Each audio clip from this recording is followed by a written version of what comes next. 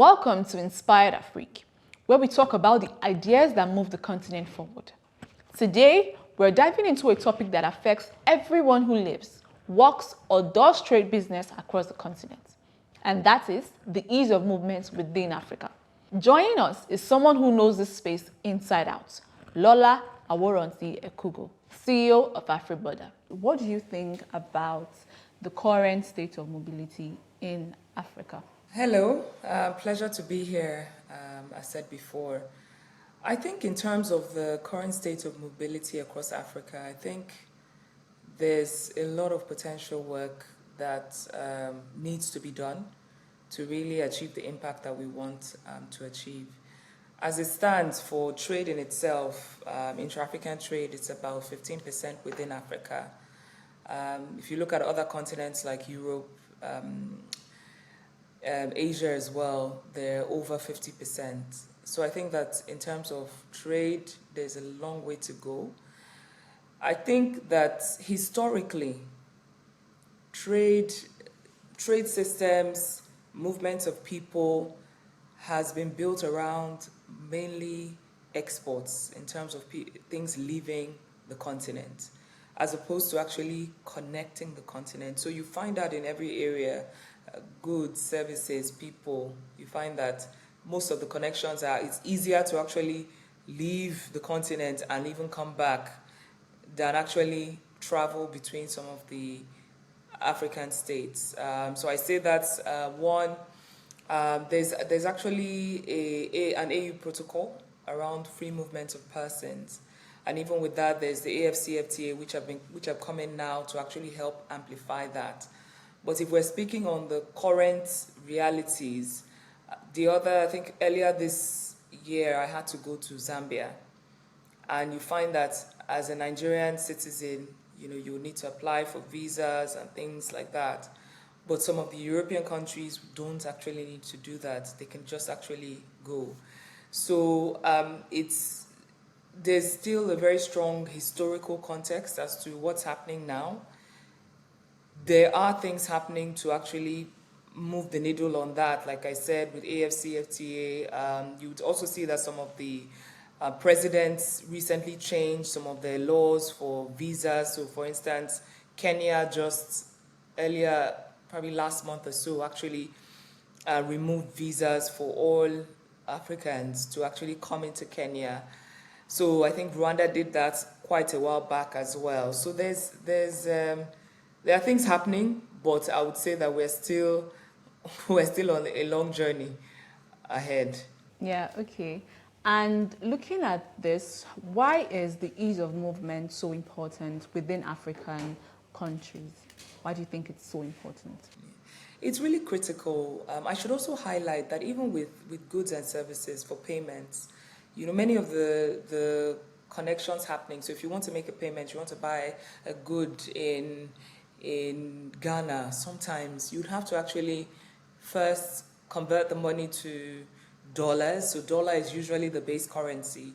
So the money almost needs to, if you think about it, your money actually goes to America first before it actually comes back to the currency that you need to actually buy a good and service. So I think it's really cumbersome, and it's critical that for the economic development and the prosperity of Africa, that we are able to trade with one another. People are able to move.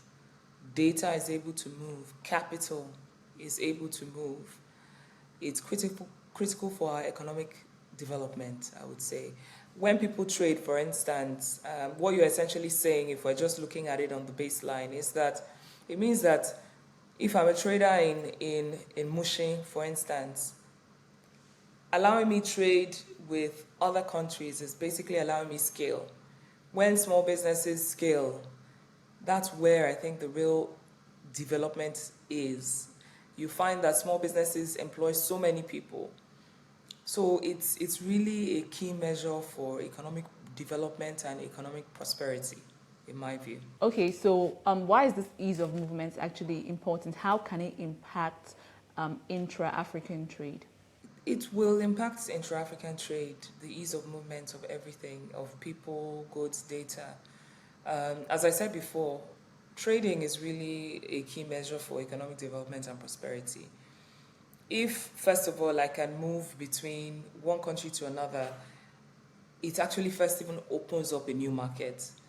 You know, you don't want to be sitting in Nigeria, you've never traveled to Kenya, but you're thinking of selling your goods there. You know, first of all, so they all are interconnected. The fact that I can sit where I am today and travel to another country and even see and understand the market, first of all, that is a key measure to understand that, okay, I can actually trade with these people. That's one. That I can even set up my business, because some of these, depending on what you're doing, you might even be required to actually set up your business as well in that country. But if you cannot move there, then how do you do that? In terms of data, you know, many of the platforms that are aiding intra-African trade, e-commerce platforms, really, they require some level of data to be actually exchanged. How can that be done if, you know, if you cannot exchange or move our data, then how do we actually trade? In terms of identity as well, you know, for there to be trade, there has to be trust. So if I don't know the people in that country, there's no way that we can all identify ourselves. How can I trade with them? Because if something happens, how do I even know who I traded with? So they are all interconnected. Trade, movement of people, movement of services, everything is interconnected. Okay, and you mentioned that for traveling within African countries, yeah, it's a little bit more harder than, you gave an instance where you had to travel to Zambia, right? And you had to seek a visa before actually entering into the country. So why do you think traveling within Africa itself, for people, it's a bit more complex than actually traveling or assessing other countries? What are the factors that are actually hindering this movements of people within African countries? Well, it's of course the policies, the around visas and all. And I think, again, it all started with the history. The fact that the key reason people were leaving the continent was actually, the people were actually leaving the continent mostly.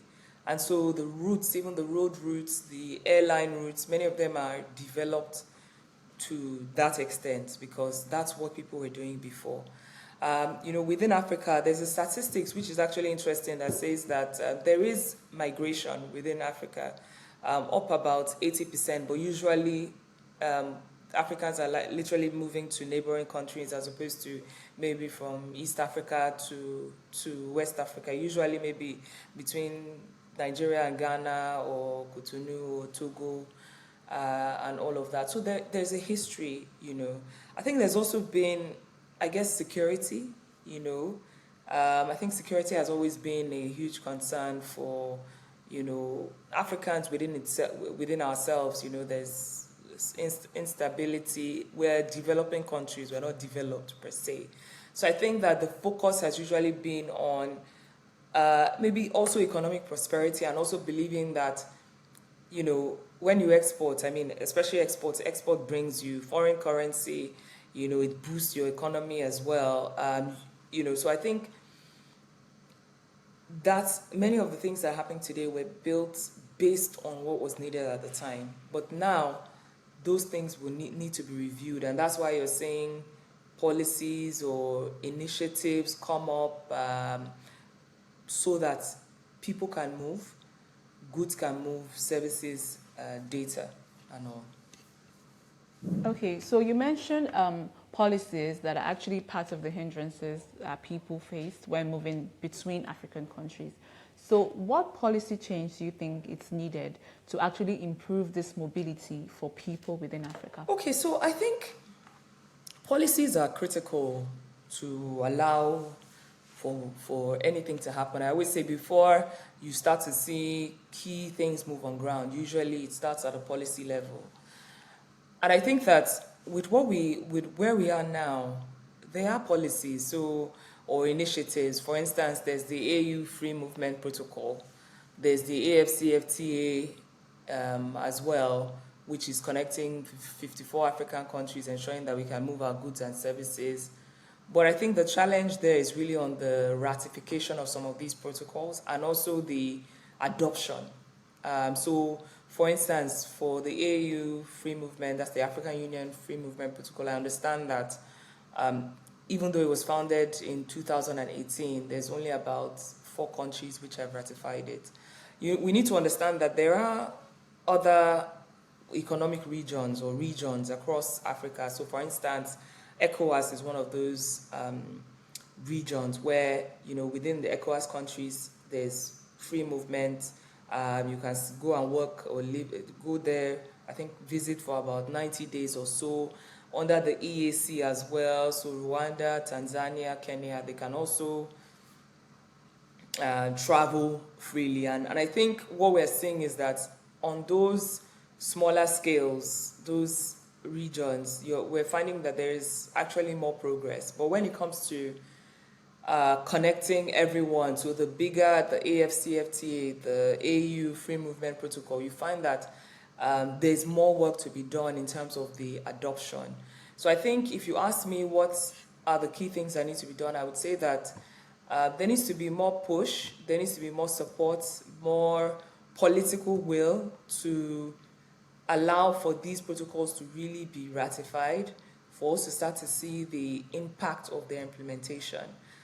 Some of, like for AfCFTA, there's been, in fact, the digital trade protocol is a good example of a tool or an instrument it's a guide to really people being able to trade with one another within Africa. But one of the work that is required now is really the domestication of the policies to align with the protocols. So there are some key overlying policies, but again, I would say that there needs to be more work in the ratification and the domestication of some of the policies to align with these protocols. Okay. And most of the countries that you mentioned here that have somehow tried to be in line with these free visa protocols, they are West African or East African countries. So what do you think these West African countries and East African countries are doing that the North and Central Africa are still a bit limited on? I somehow think that Africa does need to be more connected. I think there's still a bit of division in my view on North, Central Africa, East, and West. There needs to be more connection. And I like that actually Algeria is doing a lot in terms of actually, connecting with the rest of Africa, even Egypt as well. So I think that perhaps the mindset and the political will that we as Africa are stronger together, we need each other. I think that would be what I would say would be needed at that level. A case for, the importance of trade, the importance of movement of people, the value add to all the economies. I think perhaps that would be what will help push the needle to ensure there's more integration. Because I do think that there is a lot more work that needs to be done to connecting all those different regions. Okay. And recently, we're seeing the adoption of different digital tools to actually ease these movement protocols. We have the e-visa systems, we have the biometric IDs and whatnot that a lot of countries have actually adopted. So do you think that these digital tools are actually somehow easing the gap in movement, or are there actually limitations to how much ease they can actually grant? Okay, for me, I would say that you can't really tell the story of movement without digital technologies. They are playing a key part in every area. If you speak about people, you have spoken about e-visa systems. There are concepts called the one-stop border posts, which are quite common in the Eastern African region, where instead of the cumbersome work of I get to one border, so like for instance, from here, I'm going to Cotonou.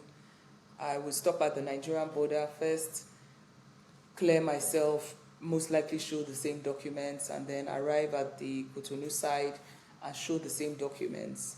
So we've seen the one-stop border post, especially around East Africa, really play a key role in harmonizing the work between the two borders. Since we're both processing, the same kinds of documents, then why don't we harmonize? So they're called one-stop border posts, so that once you pass it, you don't need to actually you don't need to go to another border. Once you pass one, you're out. And we're seeing that sort of improvement or that coming to West Africa as well. There's a walk around there. It's called the Ilubo Noe border posts, and this is one between Ghana and Abidjan. Well, Ghana and Cote d'Ivoire, really. So there's work around how to really create a one-stop border post for easy movement of people and goods as well. There's key technologies around. We talked about payments. There's the PAPS system, which is trying to connect the whole of Africa, really allowing us to actually trade easily with one another. There's concepts around it's called passporting, where essentially you register as a fintech. You can register in one country and you wouldn't have to do the same registration in another country. So we've seen that, I think it's between Rwanda and Ghana, sort of trying that out. The point I'm making is that digital tools, digital systems will play a key role in this unification or movement of people, goods, and all within Africa. There's also digital platforms as well. You've seen the Jumias, which are available, in different countries. We're seeing more platforms right now being developed, e-commerce platforms that would allow people easily trade. We're seeing digital identity trust platforms, I'm aware that the AfCFTA is actually working on like a digital ID system as well, piloting with a few countries as well to enable trust so that people can actually trade. So there's the digital public infrastructure as well. You're aware that Nigeria as well has sort of ensured that they're working on a clear path to ensuring that this can also be implemented. So the point I'm making is that for the story of movement, digital technologies will play a key role going forward and will continue to. And I would actually even add that even in terms of logistics itself, so I mean the actual movement of the items, because it's not mentioned enough, but while we speak about the platforms and all, there needs to be roads, there needs to be a way, sea, air, that the goods can actually travel. There needs to be a route. And so there's a lot of work or emphasis from international partners around the Lagos-Abidjan corridor and seeing, how it can be integrated, how it can be easy for people to move and goods and services. But what I was actually going to say was that even in terms of technology, there's a drone technology. In some countries, they are actually piloting how to transfer small valuable items using drones. Imagine if I can be sitting here in Nigeria and I order something from maybe even through Jumia perhaps or another trade system, and it's delivered to my house with drone technology. So I think the story of movements cannot be told without digital technologies. Okay, and in your personal experience, what countries would you say have somehow let's speak from your experience now, going to different African countries. What countries do you say has it easier or made it easier for you to actually access? I think that there are countries are at different stages, as you said, and I have done quite a good number of countries in Africa. But I would say that some countries that have impressed me so far, just in terms of their strategy, are countries like Rwanda, actually. Despite the challenge with the war, when you go there, you find that they've really moved past that. Just last week or so, I saw that they were launching I think it's a helicopter like a Uber for helicopters, right? In Africa, I think they've really sort of tried to champion technology. There's also, of course, Kenya doing great things as well on that landscape. That I think the East African corridor, if I'm being honest, there's a lot of interesting work happening. I was able to witness something called the Regional Cargo Tracking System, which it's basically a way that you can track goods that are flowing between Uganda, Kenya, Tanzania, basically that's corridor. So if you are a truck driver and you would be monitored through this regional cargo tracking system, there will be something attached to your truck. It can be monitored. You sit in your office in Kenya, you can see where all the trucks are between all those countries, when they stopped, whether there's been any tampering with the goods that they are in their containers. So I think I'm really impressed with the work. Trademark Africa, I sit on the board of Trademark Africa as well, has been very instrumental in driving some of these trade initiatives around using technology as well.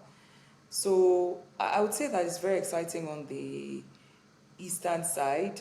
I'm from West Africa, so I'm hoping that through Afriborder as well, we can actually help champion some of these initiatives that really need to happen. Wouldn't it be great between the Lagos and Abidjan corridor to have real visibility of what is happening, where you can sit in your home, you're not worried that your truck driver has stopped anywhere. If you're taking a good, you're sure that it's not going to be tampered with to get all the way to Abidjan. Wouldn't that be, fantastic? So I think that there's a lot of work to be done. I would also say quickly that the Lagos-Abidjan corridor is a corridor that right now there's a lot of interest in. Everyone is interested in how do we actually connect that corridor. Even there's a global gateway by EU. Everyone is interested in that corridor. But what I do know is that that corridor was quite difficult to travel between. I know that there was a survey conducted where a couple of people tried to travel from the Abidjan-Lagos corridor and found out that aside from the barriers or the challenges around the infrastructure, bad roads, there were actually things called non-tariff barriers where they are not tariffs but just cumbersome processes or unregistered stops that are happening, are happening within that corridor. I think they even mentioned they were about 54. So, which would of course prolong the time, the energy and the efforts and the impact that can be made across that corridor. So I think we do need to do a lot more. We need to do a lot more. Lastly, I would also say that I actually made that trip with my family between Lagos to Cotonou, because there was a new hotel. We're like, okay, let's go and check it out by road. Really, that trip, it's actually not far at all between Lagos and Cotonou. It took us about 4 hours though. We had a 1 hour stop at both borders trying to clear, which I think was even because we went at a good time. But there were a lot of stops, especially when coming back. I counted maybe even up to 20 from customs or different agencies across the road as we're actually coming back into Nigeria.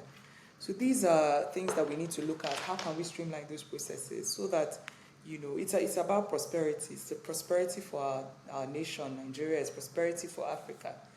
And that is the focus. Okay, and the last question would be, what would a truly borderless Africa look like for you? Okay, a borderless Africa for me will be an Africa, first of all, where there is free movement of people, as I said, goods, services, capital, and data. And, I'm a technology enthusiast. I've worked in the industry for 20 years. But I believe that we're at a point where these things can be done, one, and they can also be done securely. Because I believe that one of the challenges that we have with the idea of a borderless Africa is really, my data, what has happened to it? and things around just trust within the continent. So I think that that dream of a borderless Africa is a dream of prosperity. For me, it's a dream that I can wake up as a Nigerian citizen and with my family decide that I want to go and travel to Kenya or Egypt and do business easily, and I don't have to plan 1 year ahead or 6 months ahead. I can just get up and go. It means that from my mind, from our mindsets as Africans, we are seeing the continent as one, where when you are doing a business plan for your business, you are considering other countries because it's easy. You're not thinking about the barrier first. It means that as a people, I would say that we are more united, because it means that I understand your culture. You know, Borderless Africa for me means that, you know, we're not if you are Nigerian and you go to Abidjan, the culture is different. If you go to Rwanda, the culture is different. But there's a beauty about really being able to understand each other's culture and respect it. And I think that's where true unity really also comes from. So for me, I think that is a dream, really being able to see the continent as one, being able to sit here today and know that I'm connected to whoever, wherever, where I know people as well. There are some people that honestly don't know anybody in any other country, even within Africa. But these are the things that should be essentially, I would say, in the dream of a borderless Africa. And lastly, it should be that people and things are able to move freely. I think that would be critical. So the ratification or the amplification or the ensuring that these policies or initiatives that are already available, I really think we need to push for it.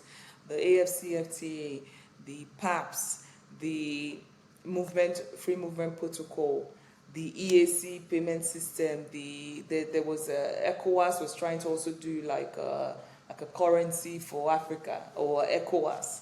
You know, these initiatives, I think that they are there, but now I think we need to move towards real implementation so that we can see real results for the African nation or the African people. There you have it, how the ease of movement across African borders can actually help trade within Africa. We'll see you again next week. This is Sunny Delight on the Africa Trade Show.